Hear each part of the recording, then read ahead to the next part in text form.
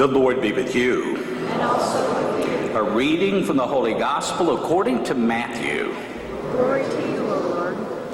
At that time Jesus exclaimed, I give praise to you, Father, Lord of heaven and earth, for although you have hidden these things from the wise and the learned, you have revealed them to the little ones.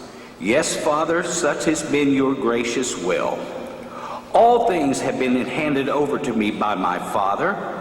No one knows the Son except the Father, and no one knows the Father except the Son, and anyone to whom the Son wishes to reveal him. Come to me, all you who labor and are burdened, and I will give you rest. Take my yoke upon you and learn from me, for I am meek and humble of heart. And you will find rest for yourselves, for my yoke is easy and my burden light. The Gospel of the Lord. Praise to you, Lord Jesus Christ.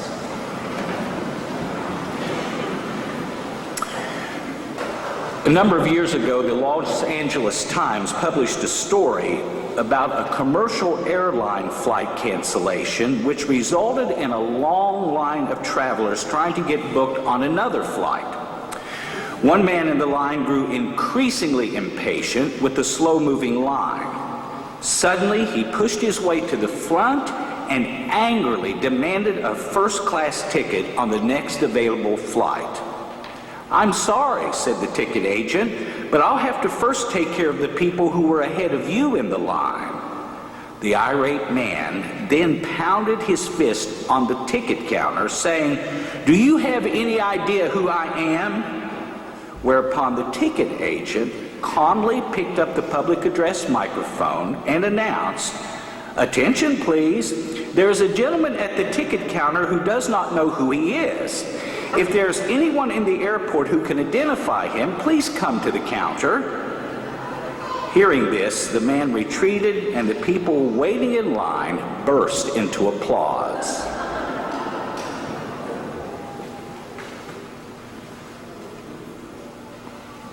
I wish I could have seen that one. Nowadays, TSA would have arrested him. And that brings us to our gospel for today from Matthew chapter 11. This passage, if you're reading Luke's gospel, is also located there in Luke chapter 10. Jesus says to his disciples and all who are listening to him on this day,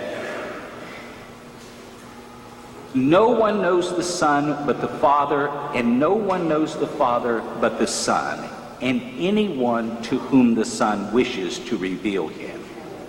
Pure and simple, Jesus is the way to God the Father.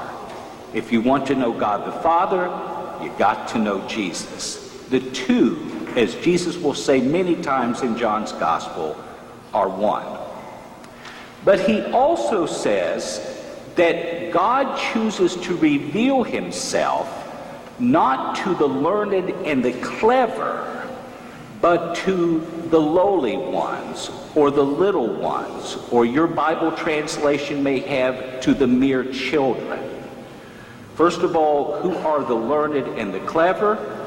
Well, it's very clear in Matthew's Gospel that Jesus is talking about a group of people known as the Pharisees and the scribes.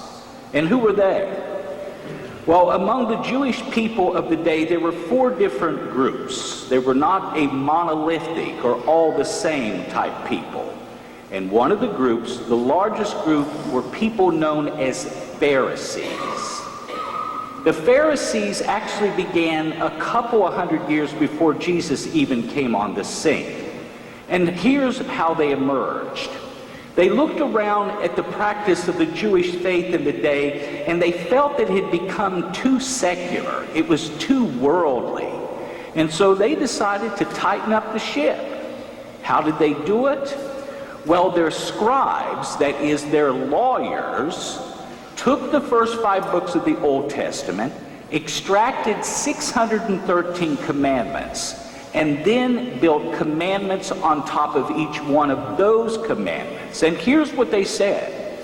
If you're going to make it to heaven, you've got to follow all of these laws. Now, there's a little problem with this.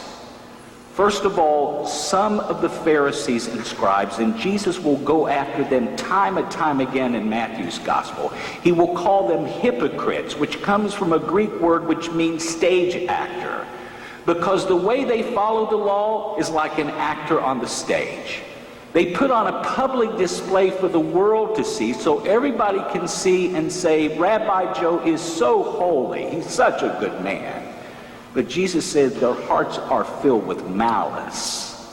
They do not love their fellow human being, and they're playing games with God. And so what these people said, these Pharisees and scribes, if you're going to make it to heaven, you got to follow all the laws. But there's a problem, you say. What about the majority of people who do not know the laws? That's the group that Jesus refers to as the lowly ones, or the merest children. In fact, the Greek word teknon that's used in this passage can translate one of two ways. As a little child, like a kindergartner or an elementary school student, or it's also used in Matthew for someone who is either new to the faith or weak in the faith, or is struggling with the faith. In fact, the lowly ones will be called, or are also known as the tax collectors, the prostitutes, and the drunks. You see, these Pharisees and scribes did not tolerate these lowly ones, as Jesus called them. They looked upon them as trash, as non-observant Jews. And so Jesus says, no, I'm not going to give it to the learned and the clever. I'm going to reveal myself to those who are open, for those who act like little children, who are humble and open to my way. Then he goes on to say, come to me, all you who are weary and find life burdensome, all of you who are struggling to try to live the commandments. Take my yoke, says Jesus. The rabbis referred to the law as a yoke that went around you. But he said, my yoke is different from these other people. My yoke is actually easy and light. And your souls will find rest, says Jesus. What's it all about? Well, search the New Testament, if you will. Go over and over again through the pages and the words. And Jesus, from time to time, loves to bottom line his teaching. Oh, he talks about a lot of things. And contrary to what people have thought for years, that Jesus came to get rid of the Old Testament law, actually Jesus said himself in Matthew 5, verse 17, do you think I've come to abolish the law? No, I've come to fulfill it. Whereas the Pharisees were playing games, Jesus came to show them how to live the law to the fullest. And so, when you look through the New Testament, Jesus' law boils down to one thing: loving God, loving your neighbor. Love is his law. Now, he says it's easy. A lot of us are very well aware that loving people at times may not be quite that easy. Jesus did say, after all, if you're going to be my disciple, you got to pick up your cross and walk in my footsteps. There's sacrifice involved, you see. But his way actually is very simple. It boils down to love. Now, one of the criticisms that we Catholics get is that we are like Pharisees at times. We have a lot of laws, a lot of rules, a lot of regulations. And certainly the Catholic Church has plenty of teachings. But you know what? They were all formulated in light of what Jesus teaches in the gospel. What we've done through the centuries, through our 2,000 years, is to take Jesus' way and make it concrete for our daily lives. And I'm going to give you an example that you may find strange initially about loving, about this yoke of Jesus. There's a practice that we Catholics carry out, a rule that we live, if you will, during the Lenten season called abstaining from meat. Abstaining from meat. Catholics are obliged to abstain from meat on the Fridays during Lent. Okay? Now, for many people, it's a burden. It's a yoke. After all, who doesn't like a piece of prime rib on demand? But that's not what it's meant to be. Actually, abstaining from meat is a way of loving Jesus. And what do I mean by that? Well, first of all, we've got some unfortunate problems with our teaching on this practice. A number of years ago when I was a kid, and those of you who are my age and older remember that we as Catholics were to abstain from meat every Friday throughout the year. How many of you remember that? Okay. Now that was particularly fun for me, believe it or not, when I was in grade school, because I went to a public school that had a hot lunch program. And on Fridays, of course, they served spaghetti with meat sauce, they served roast beef, they served whatever that had meat in it. But see, I had a special lunch. I had my mom's homemade, fresh-made tuna salad, which was delicious. And fortunately, I got her recipe before she died. I love it. I can eat it any day of the week. So there I was with my tuna salad while everybody was forking out canned spaghetti sauce. But then came the late 60s. And I remember by the time I was in junior high, getting ready for high school, word spread throughout town. Hey, you don't have to abstain from meat anymore all year long on Friday. You can eat meat on Friday except for the Lenten season. And oh my gosh, it was shocking to me. And you know, unfortunately, they didn't get the whole law in the right order. Yes, the church said throughout the year, one can eat meat if one chooses to on Fridays around the year except for the Lenten season, provided you do some other act of penance or charity for another person. So here's what we heard in essence. Cheeseburgers all around. Flip the cheeseburgers. Wendy came up with the double, and then they came up with the triple. If you can get enough cheeseburger in one sandwich.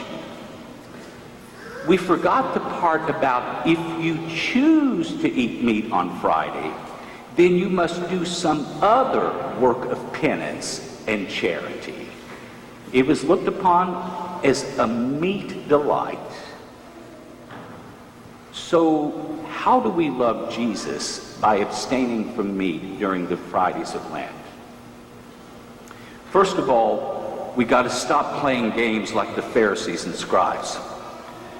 I remember a number of years ago when I was a seminarian. In fact, the year was 1984, and it was the January of 1984, right after New Year's. I was working in a parish in the south part of Wheeling, a little community where there were a lot of retired steelworkers. And I was sitting in the home of a couple that I got to know very well.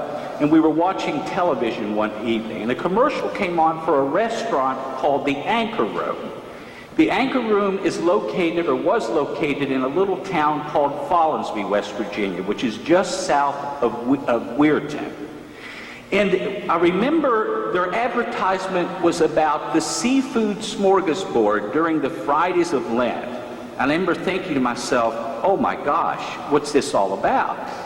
Well, here's what it was all about. For $29.99, you went to the Anchor Room, you threw down your money, and you could eat all the seafood you could get into your body for $29.99.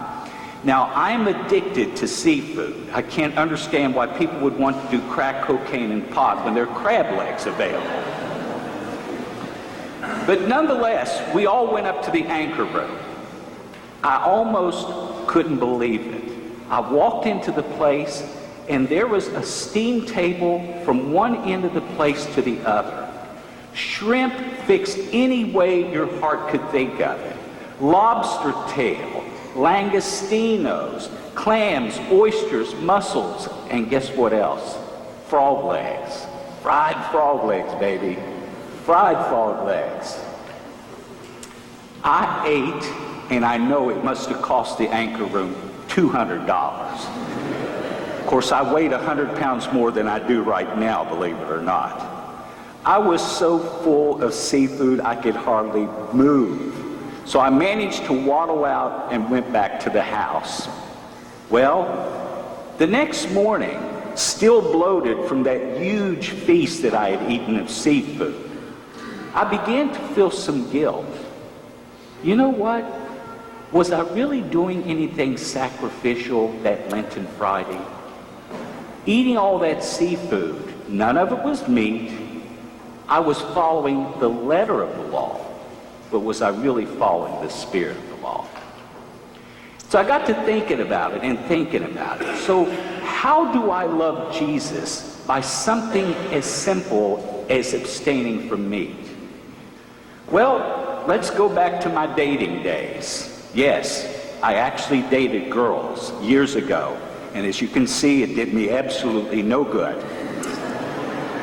But Mom had very strict rules. First of all, she was to be a Catholic girl. Try to find a Catholic girl in Logan. Secondly, I had to be a gentleman. I was to open the car door for her and open the doors when we went into the movie or the restaurant. Now, I know all of you men still open the doors for your girlfriends and wives in the car and to the restaurants and all those kind of things. I know you still do that, so you're gentlemen, all of you. What's the big deal? It cost me money to feed her. That meant money that I was working hard to earn at the minimum wage level. I had to save to take her to a nice place to eat. Putting her before myself was a sacrifice. Opening the car door was a sacrifice. It was putting her before me, you see. That was my way of showing my affection and, in some cases, my love for her. Abstaining from meat. I deprive myself of pleasure. I sacrifice from eating something that brings me pleasure and joy in order to put the Lord before myself. It's a way of saying to the Lord, I love you. And you know what's interesting? Take any of the commandments, take any of the teachings of the Catholic Church. They all boil down to love. Loving the Lord. So my brothers and sisters, when Jesus says, take my yoke upon your shoulder and learn from me, he is offering us a way that can truly bring peace, and that only comes when we put the Lord at the center of our lives. So let us pray this day that we may take his word to heart. The know-it-all, the proud, the haughty, the arrogant will miss this message. It's only the person who is humble and open that will hear and understand. May we put the Lord first in our lives, and may we know that by doing so, he will bring us rest and peace that this world cannot give.